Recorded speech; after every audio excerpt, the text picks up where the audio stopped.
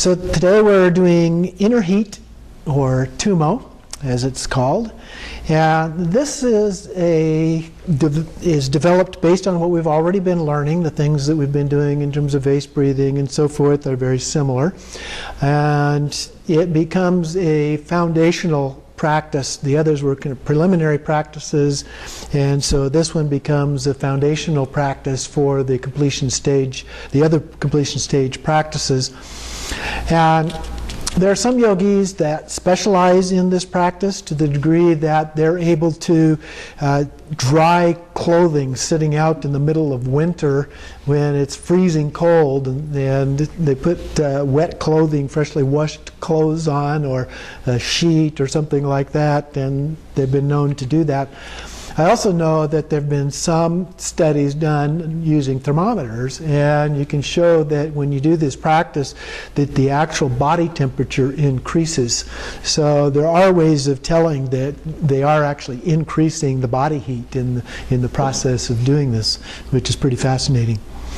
So our goal, though, is to master it as a basis for our sense of having an illusory body, and particularly the body of a Buddha. So as we move from impure illusory body to pure illusory body, that's part of what this is all about.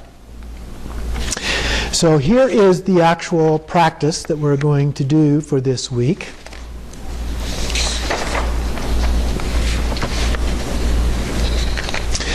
So as before, we begin the practice by setting our intention. And then we do the preliminary Nundro practice, so that hasn't changed. Everything in that part is the same. And we also repeat the purification breaths, the 9-round breathing that we did before as well. And then the actual Tummo itself.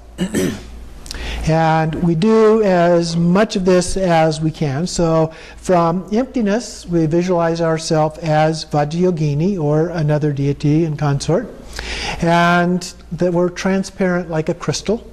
So already have a rainbow body, if you will, the way that you visualize yourself. And then with vase breathing, so we're already referring back to what we've already done. So with the vase breathing, and the fire at the top of the ah stroke, which is down at the navel level, blazes up and fills you with blissful inner fire, which goes up the central channel then to your crown. And so the navel, we have a red ah, that's the ah stroke, that melts. And at the heart, there's a blue hong, which also melts. At the throat, there's a red om that melts.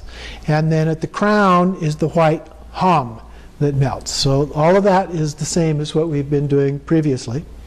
And then it descends into the ah stroke at the bottom. So even though it melted, it comes back down again. And where you experience even greater blissful inner fire. Now in some practices they describe that as this heat radiating out throughout your body. And so that's one way of visualizing it, thinking about it. And then in this practice, the fire again raises up the central channel and goes up and melts the white drop, the bodhicitta drop at the crown.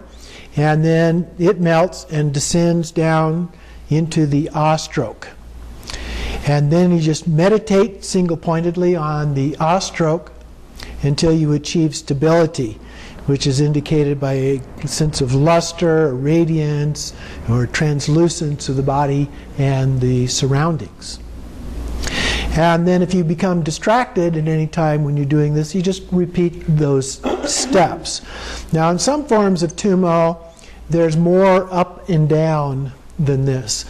This one only goes up and down twice. So it's a little bit unique in that regard.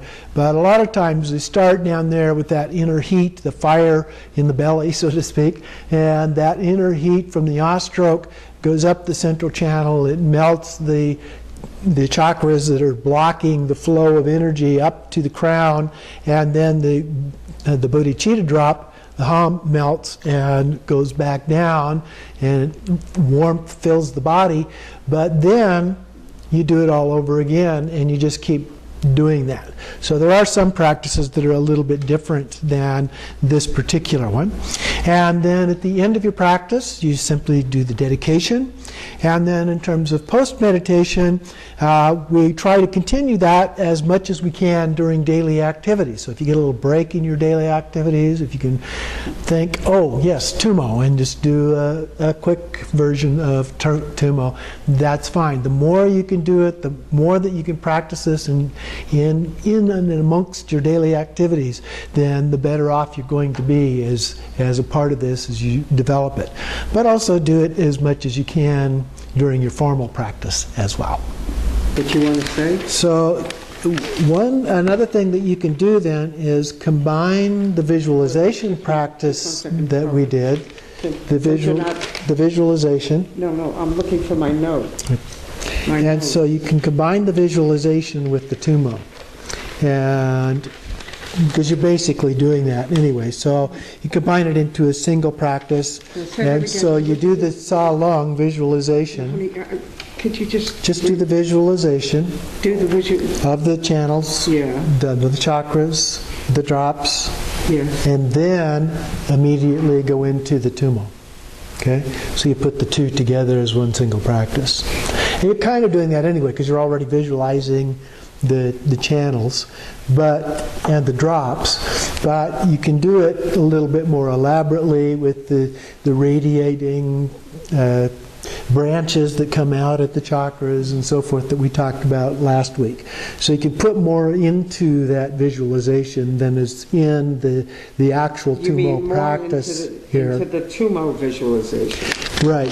So you just put them together so that you're doing a more complete visualization of the channels. You can include the winds if you want to, the drops, the branches, all of that before you actually start the Tummo part of the practice.